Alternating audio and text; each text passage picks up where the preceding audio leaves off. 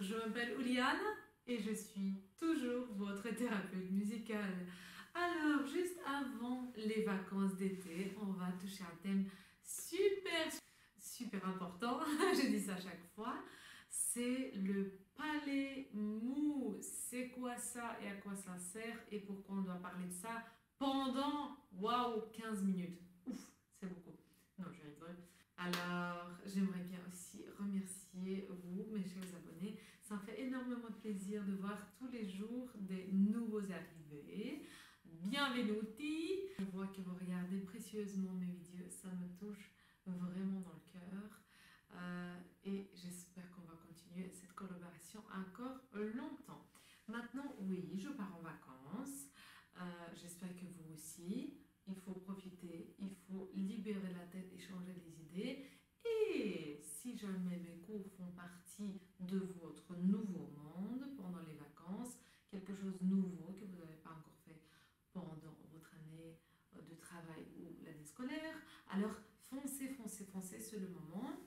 Moi-même, je vais me reposer un petit peu. Pendant ce temps-là, j'aimerais bien que vous écrivez toujours les thèmes qui vous intéressent en bas, dans les commentaires, parce que moi, je peux vous proposer encore plein de choses différentes. Maintenant, on va dans les niveaux un peu plus complexes et j'ai peur d'y aller trop vite. Donc, si vous avez des choses plus précises, plus détaillées, plus personnalisées, moi, je suis toute ouverte. Donnez-moi le thème et je vais faire la vidéo spécialement pour vous. Alors, le thème que j'ai choisi aujourd'hui, c'est mon choix. Palais mou.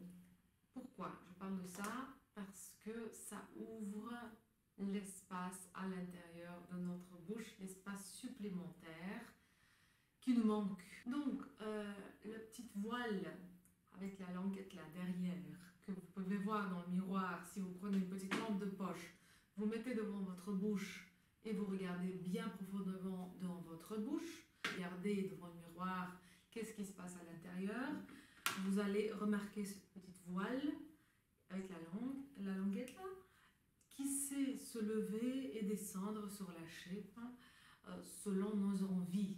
Et pas juste comme ça intuitivement quand vous baillez par exemple ou quand vous avalez quelque chose. On peut diriger ce muscle. C'est un muscle, oui. Alors l'image que je vais vous montrer, j'espère que ça va éclaircir un petit peu ce que je veux vous montrer aujourd'hui. Bon, c'est pas très joli, hein, ça je le dis tout de suite. Je pense que c'est mieux de voir une fois. Quand le palais mou est relâché, il ferme l'espace entre la langue et l'accès vers notre gorge. Donc ça fait un peu ça. Vous voyez, c'est fermé. On ne voit pas le coupole qui doit se créer. Mais quand c'est bien ouvert, vous allez voir le coupole. Vous voyez ça qui se crée au moment quand je ouvre cet espace-là. Et ce qui est génial avec le palais mou, que quand vous faites ça, vous le levez par la commande de votre cerveau, la larynx descend aussi légèrement. Donc, vous avez double espace en un geste. Maintenant, je dois préciser que certains élèves, ils ont plus facile d'y penser à la larynx qu'au palais mou. Donc, vous devrez chercher ce qui correspond à vous, adapter la technique vocale à vos besoins, à votre corpulence et écoutez ce qui se passe à l'intérieur. Je dis ça chaque fois à chaque de mes cours, pour chaque thème, il faut se connecter à des micro-sensations à l'intérieur de notre boule, de notre tête, résonateur, soutien, dos, etc. Donc je voulais vraiment qu'on apprend aujourd'hui le lever et le tenir ouvert pendant qu'on chante. Voilà, donc, premier exercice, on relâche d'abord. Voilà, je ne fais rien en fait. Et puis je le lève. Comme si je vais bailler. Bailler avec moi, carrément ça donne envie. Voilà. Vous avez senti? Hop là, ça s'ouvre là derrière. Et en fait, on a cette sensation de bâillement en permanence. Oui, on a envie de bailler tout le temps. Ça, oui, c'est comme ça. Donc souvent on court, on baille. C'est comme ça, c'est normal. Justement, ça montre que votre appareil articulatoire buccal marche bien. Il est prêt à travailler, il est prêt à produire le son rond et vaste. Hein. Allez, encore une fois, relâchez avec moi. Rien. Et on lève. Et on relâche. Prenez la lampe de poche, allez vers le miroir ou allumez votre caméra comme ça devant vous et regardez ce qui se passe. Vous allez carrément voir ce couple qui se lève et ça fait comme un cathédrale si vous voulez à l'intérieur de notre bouche. Et donc c'est grand et en gardant cet espace-là, on peut chanter. Donc deuxième étape, on produit le son en gardant pas les mots vers le haut, en gardant pas les mots tendus, je ne veux pas dire tendus, mais levés, on va dire. Voilà, donc on lève. Donc c'est tout à fait possible de produire un son en gardant la position un petit peu écartée si vous voulez. Attention, pas des fixations. Tout ce qui est fixe, tout ce qui est coincé, tout ce qui est raide comme ça en chant, c'est pas possible. D'accord? Ça peut être dans n'importe quel endroit de votre corps. Par exemple, je suis toute relaxe ici, donc les gens voient que je suis toute cool sur scène, mais mes genoux sont coincés, tendus comme ça. Donc vérifiez les orteils. Posez-vous des questions. Qu'est-ce que je sens? Vérifiez les genoux, vérifiez le bassin. Bougez un petit peu. Il suffit de faire un micro-mouvement que personne ne va remarquer. Hein, vous êtes habillé en costume, vous n'êtes pas nu non plus.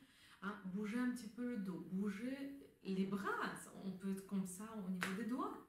D'accord? Chaque tension, ça crée des tensions vocales.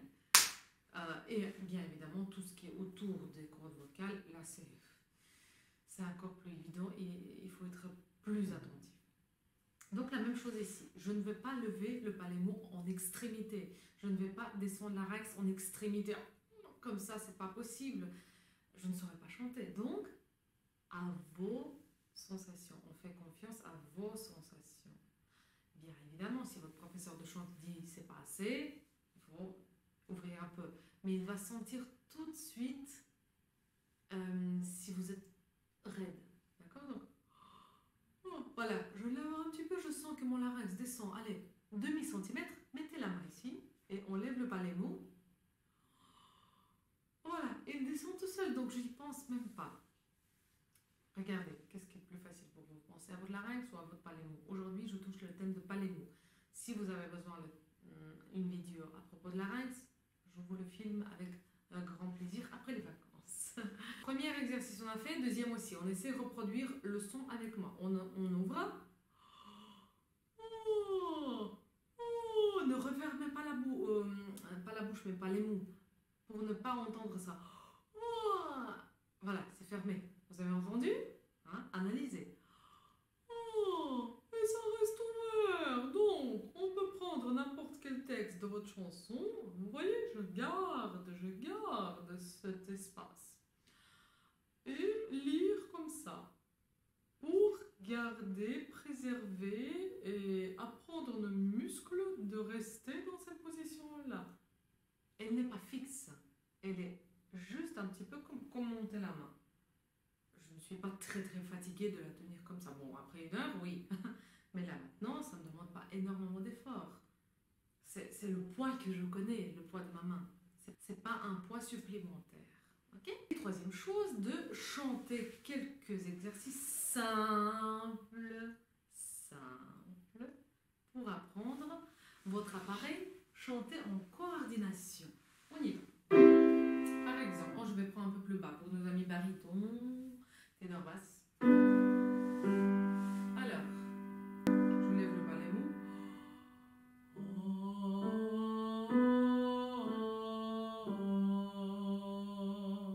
Oui, je chante dans les graves, mais mon palémo est levé. Ce n'est pas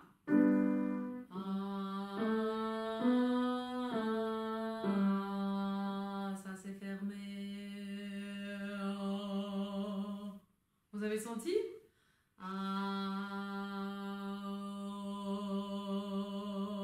Et directement, j'ai de la place pour vibrato. Ok?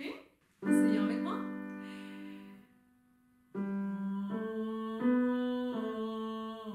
Levez le palémo. Maillez.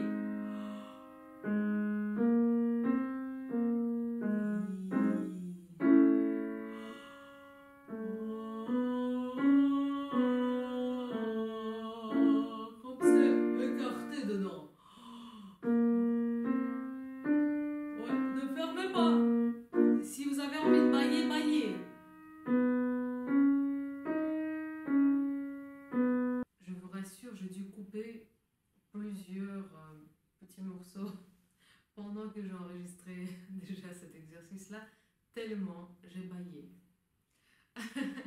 Je ne pouvais pas m'arrêter. Donc, mon palais mou travaille.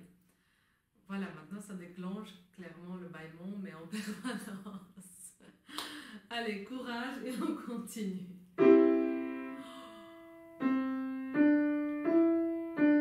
Levez, levez, levez. Oh, tenez-le.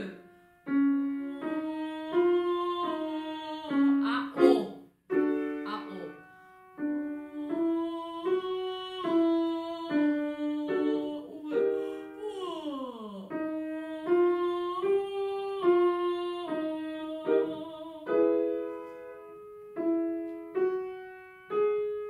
Ouais, bouche ovale, bouche ovale. Ah, oh. Oui. Allez, allez, allez, allez, allez.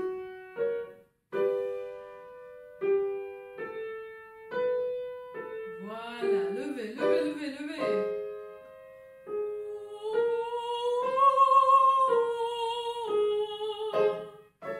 Dans les sinus aussi.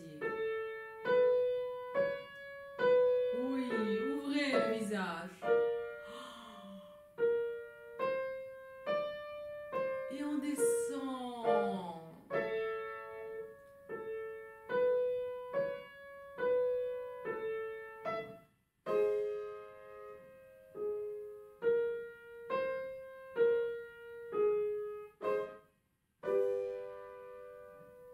Allez, allez, balai-moi, balai-moi. Voilà, chaque note est chère.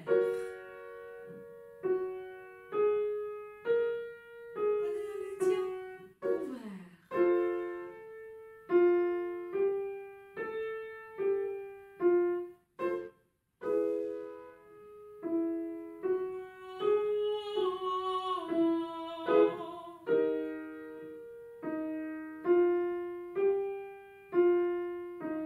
Encore.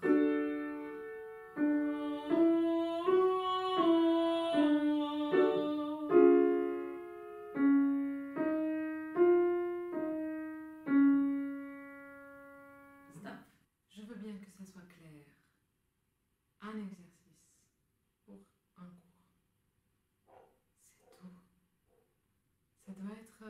regardez, on a fait quelque chose de lent ici. Mais combien d'efforts mentaux et physiques ça demandait?